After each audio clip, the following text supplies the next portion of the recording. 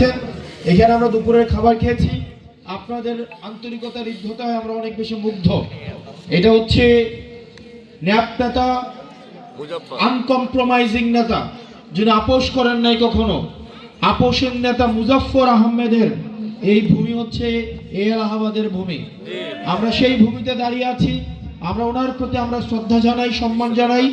এলাহাবাদ গ্রামের যত আপনারা দাড়িপাকা মুরব্বী আছেন, যারা গার্ডিয়ান আছেন, আমার মা বোনেরা আছেন, আপনাদের প্রতি আমরা সালাম জানাই। আপনারা আমাদের জন্য দোয়া করবেন, এর বেশি কিছু না। আমরা এই কারণে আপনাদের কাছে আসছি, কোনো নির্বাচনী প্রচারণা না, কোনো নির্বাচনী সংযোগ না।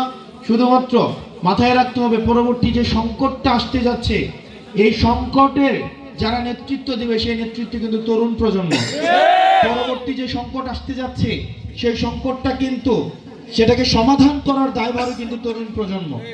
সুতরাং আমাদের এই তরুণ প্রজন্মকে প্রস্তুতি নিতে হবে, আধুনিক শিক্ষায় শিক্ষিত হতে হবে, কম্পিউটার প্রযুক্তিতে শিক্ষিত হতে হবে, বিজ্ঞানে সমৃদ্ধ হতে হবে, আমাদের অর্থনীতিতে সমৃদ্ধ হতে হবে, আমাদের সামরিক শক্তিতে আমাদেরকে সমৃদ্ধ হতে হবে।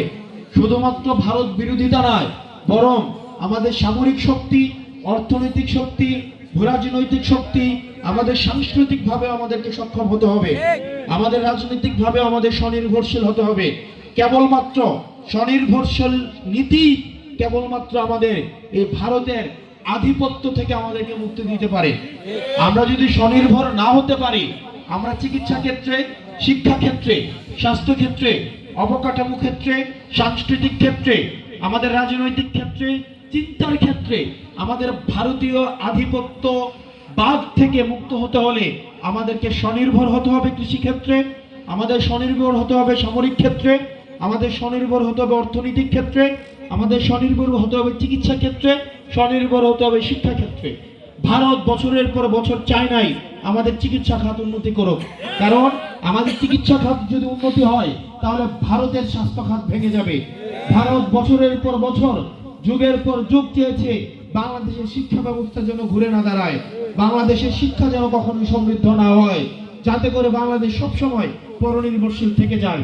সেজন্য এই তরুণ প্রজন্ম আপনাদের কাছে আহ্বান জানাবো, আমাদের পরবর্তী আমাদের যেই সারা বিশ্বের মধ্যে সমৃদ্ধ হয়ে ওঠার যেই লড়াই, এই লড়াইয়ে আপনারাই কিন্তু সামনে থেকে নেতৃত্ব দিতে হবে।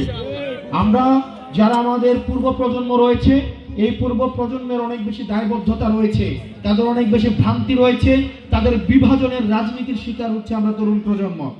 আমরা দেখেছি আমাদের পূর্ব প্রজন্ম তারা বিভাজনের রাজনীতির মধ্য দিয়ে গিয়ে আমাদের জাতিকে বিভক্ত করেছে।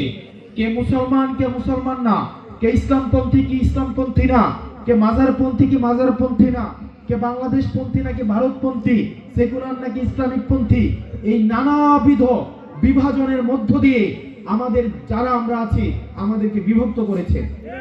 নামাজের সময় এগিয়েছে, 2 মিনিট